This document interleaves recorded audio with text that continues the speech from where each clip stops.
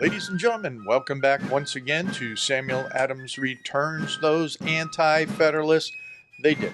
They got it right. They absolutely got it right. And this is Tom Navulis, your host, and I am so delighted that you are back with me again this week. And things are happening faster and faster and faster. It's always amazing. And, if you have read the promo of the program, what you're seeing is that I called it Escape From CHAZ. The reason I did that, I don't know if you remember the movies way back. I think it was, I don't even remember the actor's name because, I'm not one that follows all of that stuff, but I do remember the movie Escape from New York and Escape from LA. And now it's Escape from CHAZ, except with a whole different twist to it. In this case, instead of it being prisons that all of the anarchists, the wacko and wild people are sent to, wait a minute. Yeah, that's it. They're voluntarily creating those types of environments. Yeah, that's it. I get it. It's not even having to ponder this whatsoever. And especially with the fact that there are no police, no real law enforcement. So as we're seeing the development of this Capitol Hill autonomous zone being facilitated by a communist, because I'll call them what they are from now on. That's exactly what they are. They hate America. They hate everything about us. And the fact of the matter is they are creating their perfect societies, but yet they're placing demands on the United States and demands on every other state in the nation to take care of their little enclave. And worse, look at what's happening in New York. Look what is happening in LA. The fact of the matter is, they are creating those areas that we're not sending people to, but they're creating areas that have no regular police force, have no rule of law except the socialist leftist rule of law, and they are creating their own policing. So we can go through a lot of different references, and I'm going to give you, there's a few down there that what came out in the newsletter and the references that are there at the website at samueladamsreturns.net. My expectation is that you're at that point now in this whole thing with all the insanities, with the Chi-Com flu insanity and all of that you're doing your own research. And quite frankly, what we're seeing is that these places are doing things. They're establishing themselves as a little nation, if you will, and now they have border walls. Border walls. Wait a minute. Antifa, Black Lives Matter, and all of the other socialist communist group said no wall. No wall. And yet, what do? They're putting up border walls. And then on top of that, what do you have? You have the city of Seattle, the mayor's office, taking and making sure that they receive concrete barriers that are paid for by the rest of taxpayer dollars to take and do what? Fortify and erect the border walls. So here you have that, and a Governor Inslee, that leftist communist, is taking and allowing that to happen within his state to the extent that they're encouraging it. And then they want, send us food, send us supplies, and send us more ammunition. Oh, they're not publicly noting that, but as you've seen in I think it was Breitbart or someone that went in. I'm going to have to make sure that it is added to the information on the archive, where there was a reporter that went in, might have been somebody from the Federalist, I think maybe that's what it was, that went in there and interviewed all these people that are taking control of that 6-block area. And when you look at the size of that 6-block area, that's pretty significant. Oh, and don't forget, you know, if they do not like you, if they believe that you're a Christian, if they believe that you are against abortion, if they figure out that you do not give in to their demands, you're chased out of the area. Literally chased by mobs. Wow. So our founders were correct in taking and looking at the whole idea of what is a democracy? Yeah. A democracy is, in fact, mobocracy that is sustained by a dictator utilizing a self-designed policing organization of thugs and little tyrants. That's what Antifa is full of. That's what these anarchists are full of. That is what they're doing. That is what they're promoting. And if you don't take and like what they're all about, then you know what? They'll chase you out. Maybe that should be some kind of poetry. If you don't like what they're about, they'll just chaz you out. So how do you escape? Are there those that are leaving? You know, we're hearing the dribblings of news, but most people want to stay in their homes and kind of lock themselves in. Talk about the ultimate Chi-Com flu lockdown, you know? And I guess when you run low on supplies, you're going to have to escape from CHAZ. So in that comparison, and when I was kind of notating that in the promo that you got on Friday, is that the whole thing comes down to is that, you know, you have what's really going on are the cauldron of cultivated indoctrination, frothing and boiling over with the witch's brew of anarchy and Bolshevism. And that is running the whole aspect of what CHAZ is, as well as the riots throughout the whole land, and is facilitated by the larger churches, is facilitated by bureaucrats and politicians that have no God-mindedness and have no foundational truth that has been inculcated in their lives. Instead, they are yes, children of the 60s and 70s and worse into the 80s and worse as it got to the 90s, and more of what we're seeing in the destruction of education. So I guess, you know, to me, the best thing that has happened to us is shutting down the universities, shutting down all of education to the extent that we really have to revisit it. We really have to revisit and find out, is it worth taxpayer dollars?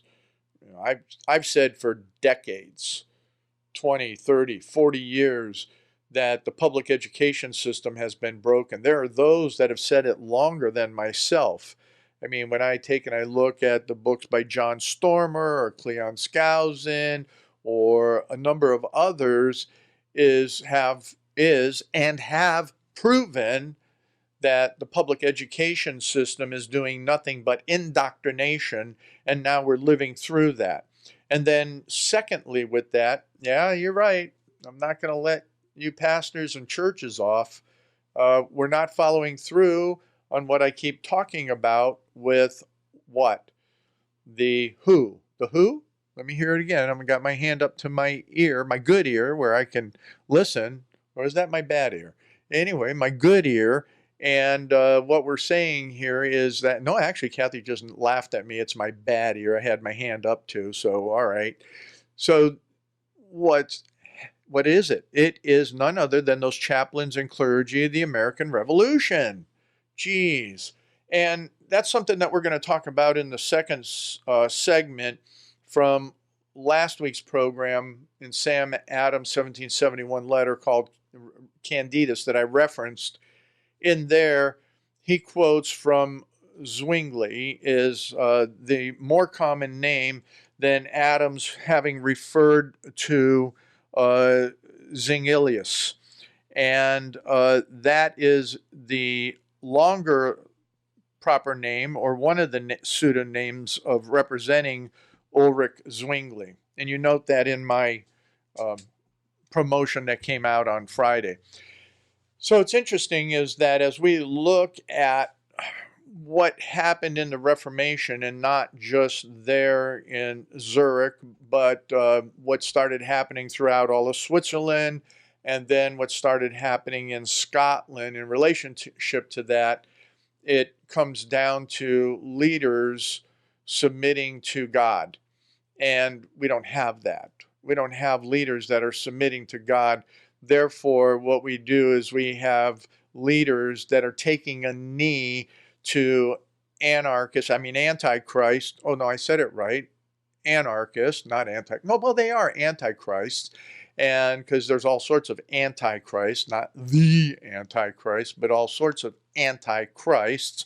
And Black Lives Matters, who is something that has been established by communist women that hate men, and do the research on that, and you'll find exactly what that's all about, and trying to destroy men and manhood in this country. So when we look at that, then we have to take a look at our founding again, and that those chaplains and clergy during that period of the Revolution, although they may have had some theological differences, for the most part, they were all on the same page when it came to the reality and fact that Christians, because the majority of the people were, needed to be involved in governance. They needed to be involved in their towns. They needed to be involved in their cities. They needed to be involved in their colonies becoming states, and what that meant to bring moral leadership, God-fearing leadership, to have justice in the land. And the reason we don't have justice in the land we'll also take up a little bit in the next segment, as we reference that whole idea of what our new friend Ulrich Zwingli had to say. I'll give you a little background on him, and then as we jump to that third segment today, I'm trying to figure out is that when we talk about the walled zones of miscreants, and what is a miscreant, and what does that mean, and how does that reference then into everything else that we're seeing from the Supreme Court decisions that have come out this past week. And at this point in time, I will have to tell you that my opinion is that those majorities and those dramatic opinions that came out, they are miscreants. And you'll understand that more when we talk about the definition of a miscreant in the third segment of Samuel Adams Returns. So it's really important to understand that Sam Adams, he had it right. He understood. He understood God and governance and what it meant to have a moral background for good government, and that's what we needed. That's what we needed to promote, and the expectation would be that the pulpits would promote that. And once again, as I always say, is that the anti-federalists, the majority of the anti-federalists understood those Christian roots and understood what it meant to have good government under God for liberty and justice for all. Ladies and gentlemen, welcome back to this second segment of Samuel Adams Returns. Those what? Yeah, you know this one. Those anti-federalists, they got it right. And this is Tom Navolis, your host, and I am, again, delighted that you're here. And yes, what is it that we do this segment every week? And why? Well, we do a great promotion of Liberty Works Radio Network every week because it's important that we do that. As you look at all the other hosts and hostesses on the network and you see what that live programming is every evening of the week and all of the others that are on the weekend like myself. But what's really, really there?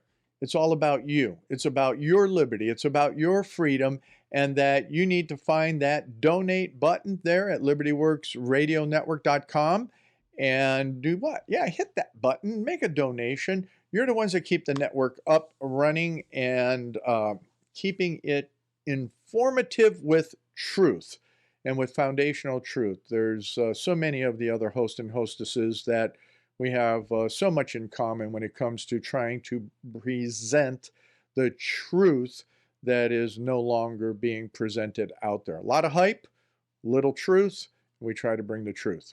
All right, so we're just going to kind of roll back in. We were kind of finishing up with Escape from CHAZ, and that when we're looking at that autonomous zone, creating its own little entity and being supported by the governor of Washington and all the insanities there in Seattle and all of that.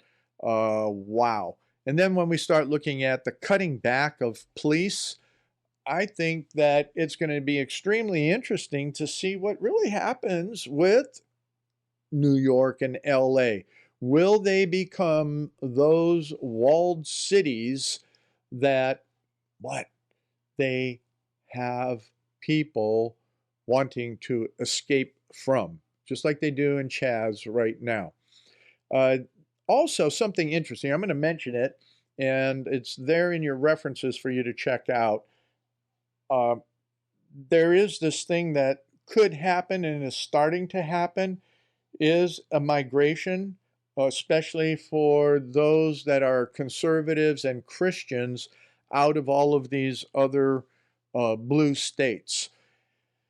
And it's real interesting in that there were many people there that were kind of hunkering down, trying to see if they could really change things. But, you know, when businesses get burnt and when we have going on what we're seeing in the third segment, when we talk about the Supreme Court decisions and what that means then to religious liberty, wow, wow, wow, wow. Yeah. People may be escaping in droves, in the hundreds, if not thousands, from the likes of Washington State, or at least, you know, going out of Western Washington to Eastern Washington, California, Oregon, you know, some of the other very leftist states people may migrate from. A very interesting article, blog post that I read by Pastor Doug Wilson is in the links below, and actually in the reference section on the program archive page at samueladamsreturns.net. And he takes a really good explanation at the biblical rationale of getting out of Dodge. So I think it's something that, you know, people could take a good look at. Makes perfect sense to me. And you know, if your name's Abraham and you're hungry, you don't want to go to Egypt, but you may want to go to Idaho. You know, I don't know. You can go, you know, deal with some good stuff there and have a lot of potatoes to eat. But you know, other than that, that's something that's going on. But when we look at it, one of the things that I talked about in this program, when I titled this program, was, again, the political theology.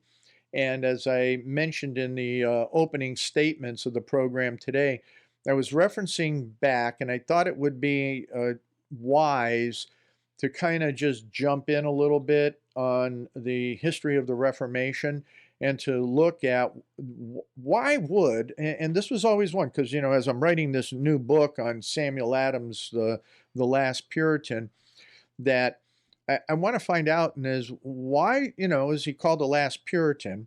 And then why in this letter from 1771 would he take and he quote one of the most early reformers of the Protestant Reformation?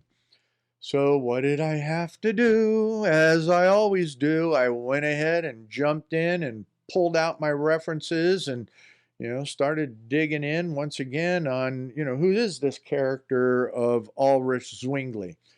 And I have it more deeply there for you in the references. You can go in, follow all those links. But the important part that Sam Adams was looking at, because as I've mentioned remotely in the past, is that Sam Adams is what a lot of the mainstream Christians don't like today. And that is that Sam Adams was a theonomist. He really believed in theonomy. And what's theonomy? Theonomy is very simple definition, means that it is following the laws of God. So what was it, last month? I think it was sometime in May. I did the program. I'll catch it up in the references when in the blog post for today's program. In there, I talked and asked the question, is God the same yesterday, today, and tomorrow? We have a lot of Christian pastors out there that, blab it out of their mouths, oh, God's the same yesterday, today, and tomorrow. But the question becomes, do they really believe that? And then when you take and you start looking at things from a theological perspective, there are those that argue, well, a lot of that stuff in the Old Testament isn't relevant anymore. And not just meaning the sacrificial components, which Jesus completely fulfilled, but they're talking about a lot of the remaining Mosaic references, including that on how government operates. But when we really look at what those Mosaic references were, and that Jethro, Moses' father-in-law, actually came to him in the wisdom of the Holy Spirit and defined what republicanism, not a Republican Party, but what republicanism is, what we have, in fact, is exactly that of a representative government with what? In the case of Moses, and the fact that God would be the ultimate head of the nation.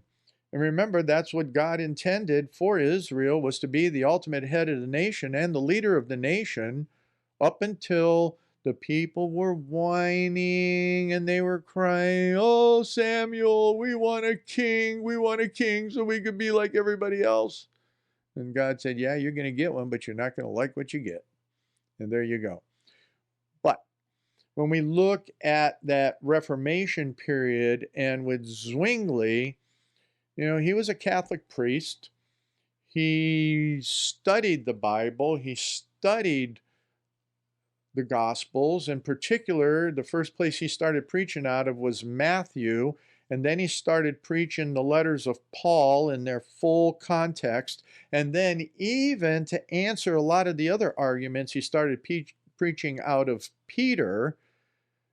And the bottom line is that he ended up being the head of all of the religious and church within Zurich, that whole city-state. And back in the 1400s, it was a city-state. So it was like its own country inside of Switzerland, if you will, the larger area, because there were all these things called cantons where they all kind of were like the states, and they had all these agreements to be like the United States, and they kind of all came like counties within a state.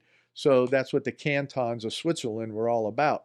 And what we had there is that Zwingli as he started to understand the Bible in its full meaning and context, it came down to the bottom line that he actually had great spiritual influence with all the leadership, to the extent that he had that form of theological theonomy that the leaders within the secular portions were also heads of certain aspects of church government as well.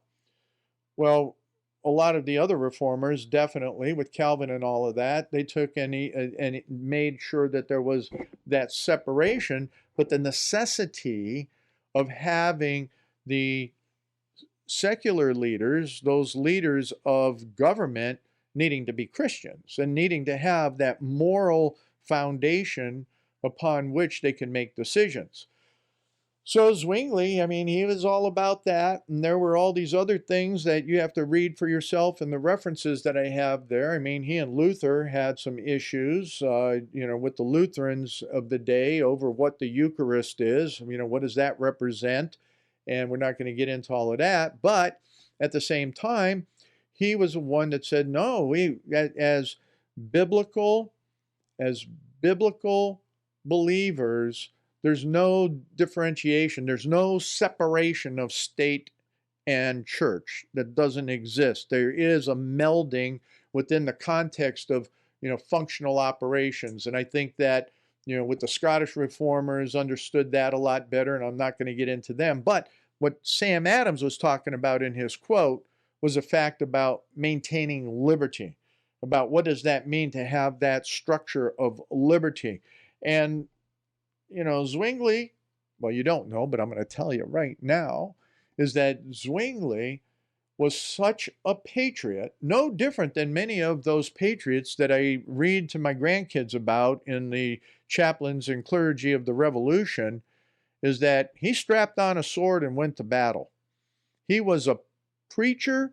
He was so smart that they put him way up there with Luther and Melanchthon and Calvin. And they said here that, he was equal in honesty of purpose, integrity of character, heroic courage, and devotion to the cause of the Reformation, and surpassed them liberally. Is predominant in intellectual traits, were clear and strong, strong, something that we talk about a lot, common sense. Zwingli had a lot of common sense, and he was not afraid to be a patriot sufficient that from the pulpit to the battlefield, upon which he died at an early age.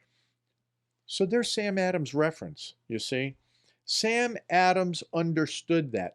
And as I've talked to you in a number of other programs, is that Sam Adams understood that to have a country that is fair, to have a country that has justice, to have a country that understands what good governance is all about, and therefore a good government, we had to have moral and virtuous people. And the only place you get that is if the pulpits are building those moral and virtuous people.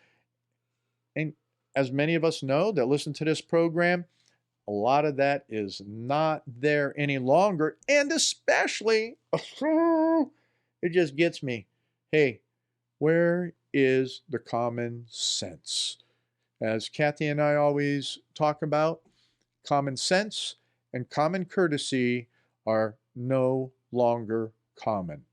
Well, I have to tell you, that's something that Sam Adams highly promoted within his own children and within a number of other people as he always engaged in them. And that just comes out of all of those basics, like George Washington knew when he wrote all of those fundamental principles of what it means to be, a decent human being. So when we take and we start looking at all these facts and truths, we have to basically reference back to these founders and to understand where did they get their ideas, all the way back into the beginning of the Reformation for the most part. And so when we look, and as I'm continuing to develop all of the content for that book on Sam Adams, The Last Puritan, I always have to go back to very basics of truth and the fundamentals of what it takes to have a moral, religious people for good governance. Sam Adams understood it. He got it right. And those anti-federalists, they absolutely understood that, and they predicted what we have today. So come on back for the third segment. We'll see you in a couple minutes. Ladies and gentlemen, welcome back to this third segment of Samuel Adams Returns. Those anti-federalists, they got it right. And yeah, I am so excited to welcome back into this third segment all of you screaming eagles out there. You know who I'm talking about at soaringeagleradio.com. It's really exciting to have you join us. I'd suggest you go back and listen to the second segment as I give a little bit more on that political theology discussion around Ulrich Zwingli, one of the famous reformers. In fact, one of the things I didn't say is that he was ahead of Martin Luther by a good year in what he did in proclaiming liberty in the relationship to what that meant from the Catholic Church and all of the various things that were in the Catholic Church that he did not see were biblical. So that's something you got to study for yourself. And, you know, it's always a fun discussion with all of my very good Catholic friends out there as well. But as we continue, one of the other things that I want to mention with Dr. Mike Spalding, and I want to thank you, Dr. Mike, is that there it is. Yes, you're seeing it there on the bottom of the screen is the gothereforeconference.com. That'll be again here July 24th coming up. Get on there, get registered, go to the end of the program, be it the podcast or the video on YouTube, and see or listen to and see the promotion for the gothereconference.com. And sign up. I am going to be one of the speakers again at the conference, and we will be having a fantastic time as we consider what now, church? What's it all about? What do you do? Where are you going? What is it? And the historical basis for a number of the things that we will be talking about. Now, as we get into this last segment, one area that I wanted to kind of drive it back to, as I titled today's program, Political Theology, Escape from CHAZ, the definition that I'm looking at on these walled zones, whether it's going to be what's happening in that Capitol Hill autonomous zone or in any of these major cities and even some of the minor cities that are having all of these riots.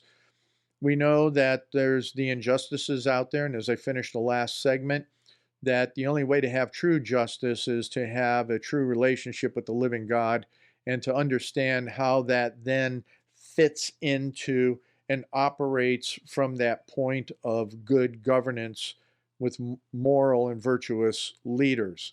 I mean, okay, stop a second. I'm going to take you back just a little bit to a couple weeks ago.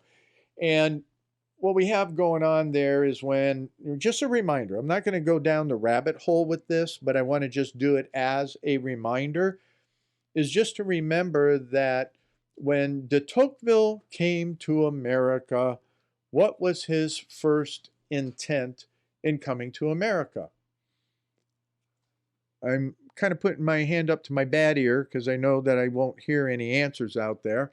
And that is because he came to find out why we did not have all the people in prison as they did in Europe. Kind of bass-ackwards now in so many different ways.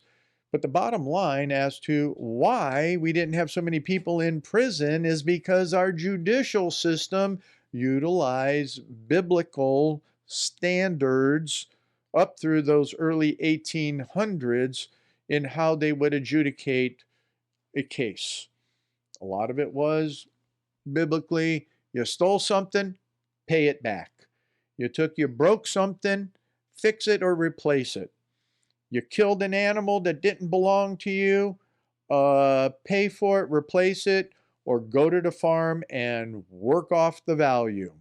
Oh, you didn't take and, let's see, you stole something from somebody. What was your need? Well, you got to repay it. You got to repay it for sure. And maybe somebody would be able to help you figure out what your need is and help you get through your troubled time. Sure is different than just, slamming people in the pokey for a lot of different things that, I mean, I'm telling you, we got more laws and regulations than Carter's got pills and China's got rice. Oh, yeah, they don't grow a lot of rice. Or China's got soybeans. Oh, no, they don't grow that many soybeans. They're buying soybeans from us. Oh, forget it. You get the point. And the point is that, it's goofy because it's godless. Okay, it's goofy because it's godless, which takes me to these walled areas, or getting rid of the police, or taking and just dissolving this and tearing down our statues, ripping out our history. That's why it said about the Bolsheviks earlier, was that's exactly what the Bolsheviks did. They took everything in Russia and tore it apart. Everything about the history, everything about what was meaningful to the people, because it wasn't just, it wasn't fair. We make to just and make it fair. Well, we don't have that type of accent going on with Black Lives Matter or Antifa and all of those folks. No, they are miscreants. Let me say that again without the in there. They are miscreants. Okay, Tom, what in the world is a miscreant? Sounds like some mythological creature of some nature, one of those that got the bull's head and the horns and all of that. No, that's not a miscreant. That's something else. Go look up your Greek mythology. A miscreant, by definition, is a person who behaves badly or in a way that breaks the law. Oh, and here's how it's used. The police are straining every nerve to bring the miscreants to justice. Wow, not anymore. They're being told to stand down. So, what are some of the, in the thesaurus, when you start looking at what else is there for a miscreant? What are they all about? They're criminals, they're culprits, they're wrongdoers, offenders, villains, they're lawbreakers. Evildoers or convicts, they're delinquent. Here's one that kind of encapsulates all of us from one way or another, one degree or another. Sinners, transgressors. That's what Jesus called us. That's what God calls us in the Word of God. We're sinners, we're transgressors.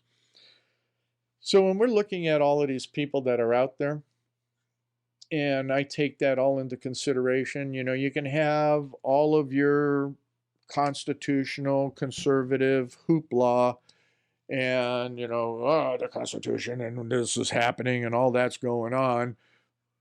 But when it comes down to it, they're sinners, and they're not willing to hear the word of God, or they are being supported by theology that is so messed up that those preachers and elders and religious leaders can't hear the word of God, and they're just off there doing their own thing.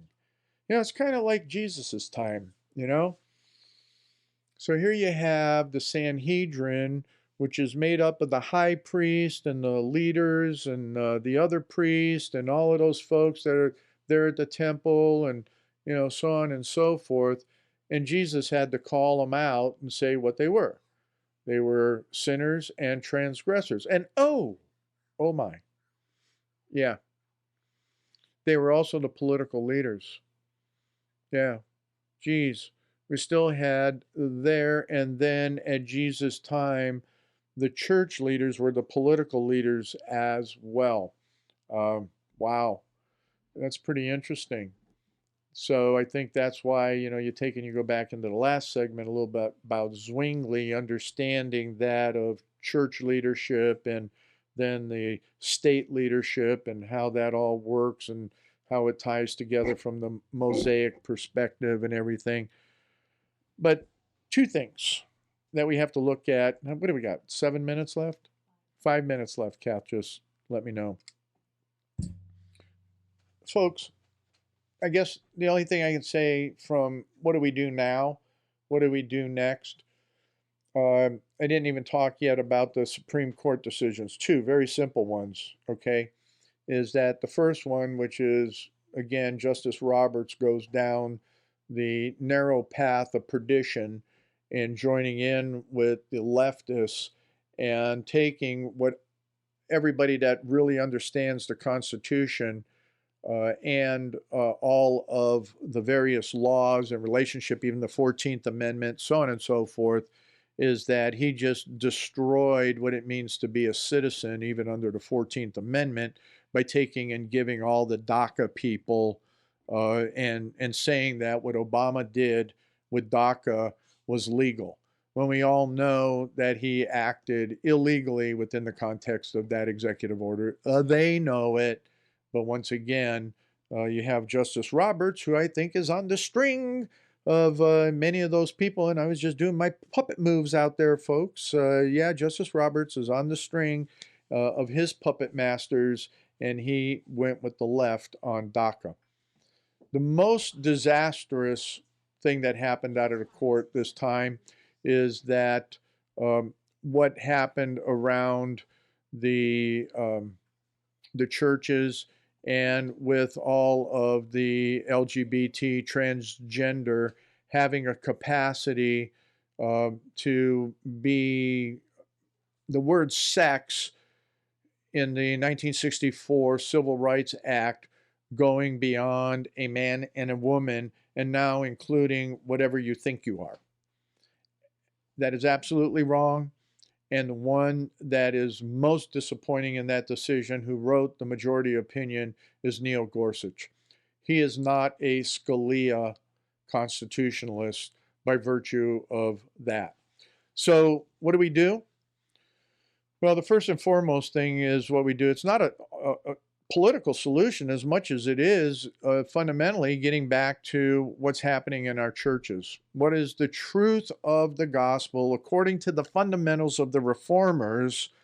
And what does that mean when we have to look at that from what the Puritans came over to America for, what all of our early escapees from England and from France and from Germany and from even Italy and Spain that came to America for biblical religious freedom.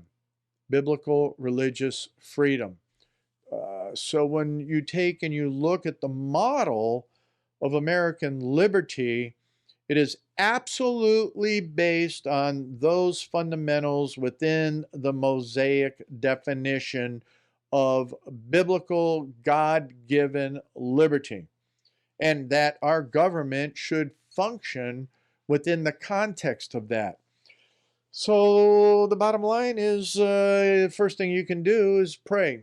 Understand what it means to pray for these miscreants, including ourselves, as sinners and transgressors, and, pray for their salvation, that God would reach down into their hearts and take and bring them out of that so that they would understand what the light is that He gives, because there's no liberty, there's no justice outside of Jesus. It's just not there. So if you think you're going to find that from A.G. Barr, you're going to get it from obviously not the Supreme Court, or you're going to get it by, some elected official or something like that, wrong answer. You're not going to find it there. You got to find justice, you got to find liberty, you got to find truth, and the only place you're going to find it is in Jesus. End of story, okay? Number one, pray for the miscreants. Pray for them. Pray that God then takes and reforms the churches. We need to have a reformation. We need to see that return to that biblical foundation that the likes of our founders had. And remember, the first Great Awakening, we need that Great Awakening. And we need to have that where we will establish those truth and justice and liberty will only come from it when the pulpits start to preach it again, as they did during our founding era. You know, not area, but era. So that's the real fundamentals of what you need to act and carry out and do. And then, yeah, be a citizen, get involved, vote, get out there and do what you need to do, as Sam Adams did, and those anti-federalists, because what? They got it right.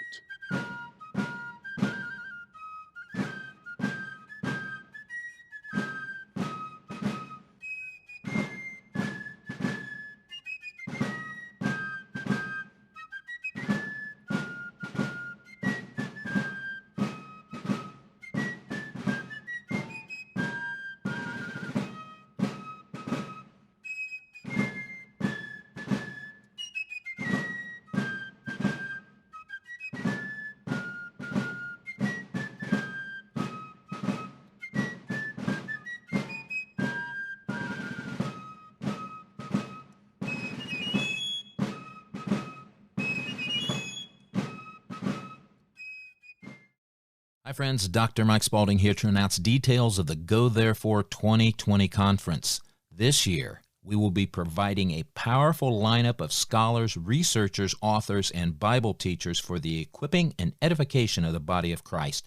Please note that the Go Therefore 2020 conference is an online event. This will enable you to participate wherever you live. Registration is now open at www.gothereforeconference.com. The cost for this one-of-a-kind conference is only $59. The theme of this year's Go Therefore conference is What Now, Church? What lies ahead for the Church of Jesus Christ? How must we respond to the government's reaction to the coronavirus? What must Christians do to address the so-called new normal?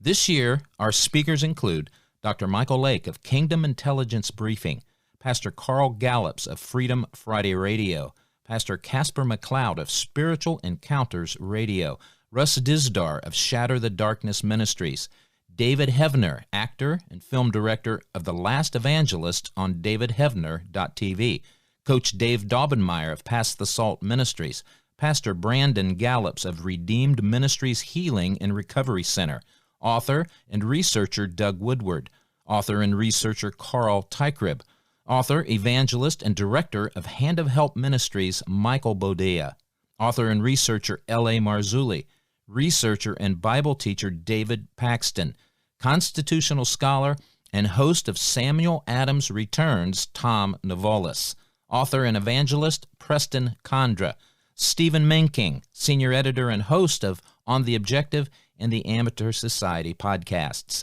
David Arthur of I Belong, Amen Ministries, film director and researcher Tom Dunn, author and director of Omega Dynamics Jamie Walden, author and editor-in-chief of Technocracy News Patrick Wood, author, pastor, and president of Chafer Seminary Dr. Andy Woods, and of course me, Dr. Mike Spaulding. You may register right now at the conference website, www.gothereforeconference.com. The conference starts Friday, July 24th at 1 p.m. Eastern Standard Time and concludes Sunday, July 26th at 12 noon Eastern Standard Time.